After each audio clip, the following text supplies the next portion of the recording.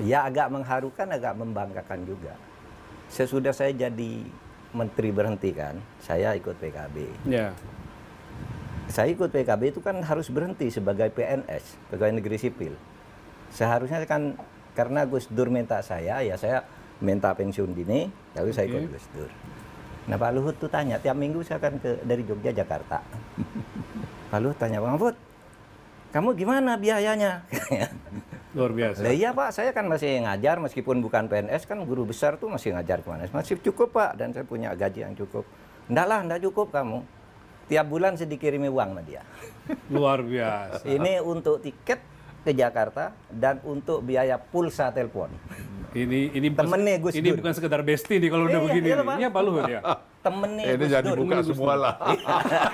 Enggak, ini penting. Ini waktunya dibuka justru Pak. Itu tahun Ini waktu- 2001 sampai dengan 2004.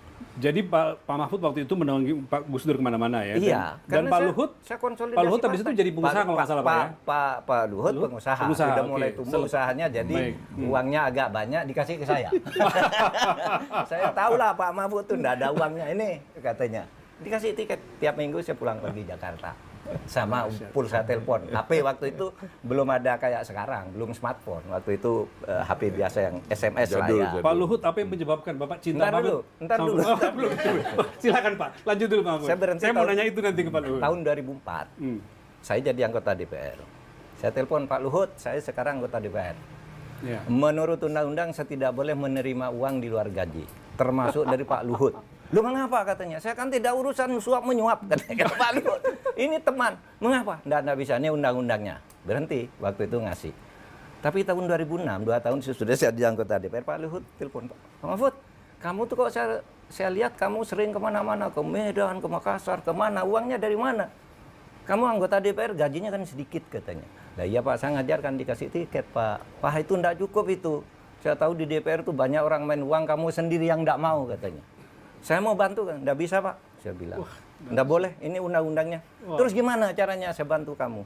Lah kalau saya bekerja resmi di perusahaan, mesti saya bisa dapat Kata Pak gaji. Mahfud. Iya, Hmm. terus Pak Luhut membentuk perusahaan namanya PT Bangun Bejana ya. Waduh, luar biasa. Saya jadi komisarisnya. Dibuat perusahaan supaya Pak Mahfud tidak menyalahi Entah itu. membuat, entah membeli perusahaan orang, tapi saya diangkat komisaris, Pak Luhut Demi ngangkat saya bestinya sebagai- dapat bisa diberikan Agar saya pembulanan. bisa diberi Luar bantuan. biasa. Itu bulan November tahun 2006. Oh, masih ingat Pak Masih Mahfud? ingat saya, masih ingat. Masih ada akta notarisnya. Sudah diantar akta notaris, saya komisaris utama. Ya saya tiap bulan rapat lah, karena kerja kan. Dan yang nganteri uang kepada saya atau ngirim lewat bank itu si Mbak Uli. Yang sekarang Uli ketua putrinya beliau. Kartika Persit ya, ketua istri Iya, ini Mbak Uli. istrinya makanya- Pak Maruli. Iya, Istrinya iya, Pak iya, Maruli. iya, iya, Itu iya. yang Pak Mahfud uangnya sudah ditransfer.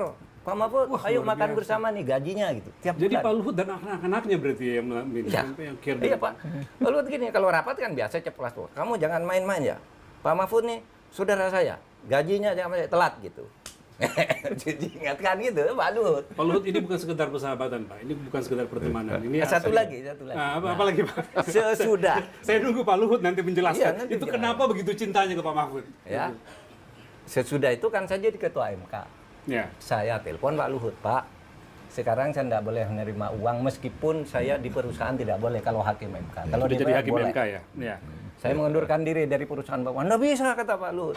Saya kan tidak ada perkara di MK, urusannya di MK luar katanya. biasa. Pokoknya terus.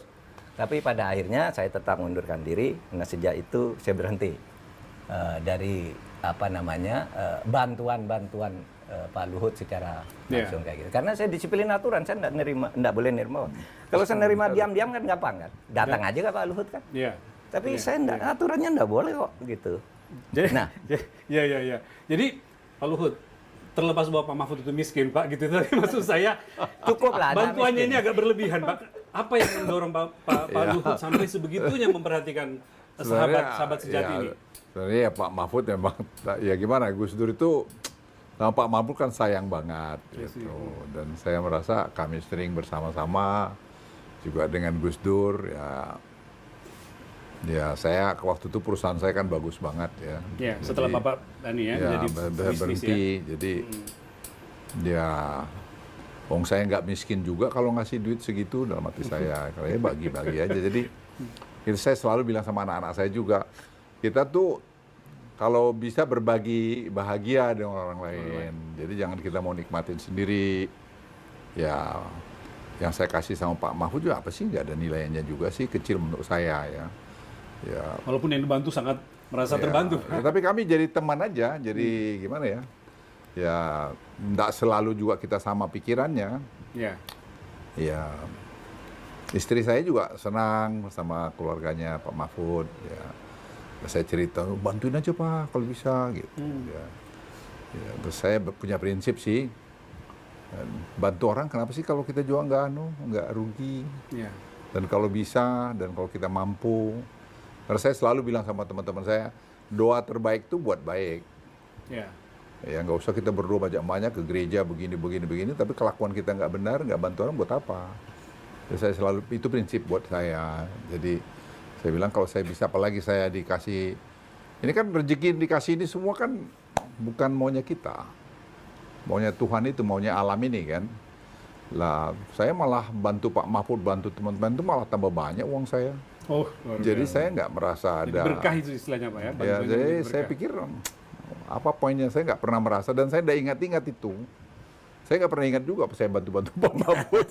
Aja kalau Pak Mahfud itu cerita, ya Pak Luhut saya ini kantor mau sewa gini-gini gitu. Ya. Jadi sewakan kantor di Yang sini. kantor kita ini. Oh, terus saya baru bilang, tahu saya Pak. Iya, kantor bagus itu. Kantor Pak. bagus itu dari Terus Pak waktu Luhut. itu saya tanya berapa, beres Pak Mahfud, tenang aja nanti kita sewain lah, gampang gitu. Tapi saya nggak pernah ada sama Pak Mahfud ya nggak pernah. Ya. Ya kita berteman aja sama, dan itu saya kira saya bukan dengan Pak Mahfud aja, ada teman-teman lain yang saya bisa Yang lain bantu. juga Pak ya. Ya kadang-kadang banyak kan yang kita tuh kadang-kadang nggak bersyukur ya, bahwa kita tuh dikasih sehat, Betul. dikasih rezeki banyak, mau sharing gitu sama orang lain yang susah. Kan banyak teman kita yang susah. Iya ya.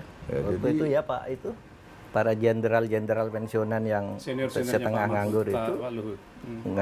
kerja di mata Pak Luhut lah, dikasih uang Pak Luhut. Kan pensiunan tentara pensiunnya kecil kan, cerita mereka. Presiden tentara tuh jalan tuh kan cuma 4 juta. Iya. Oh, Iya. Pak Luhut kurang dikasih 4 juta. Jadi ya, Dikasih ya dipasang sebagai komisaris ini swasta ya, bukan komisaris itu Ya. perusahaannya Pak Luhut.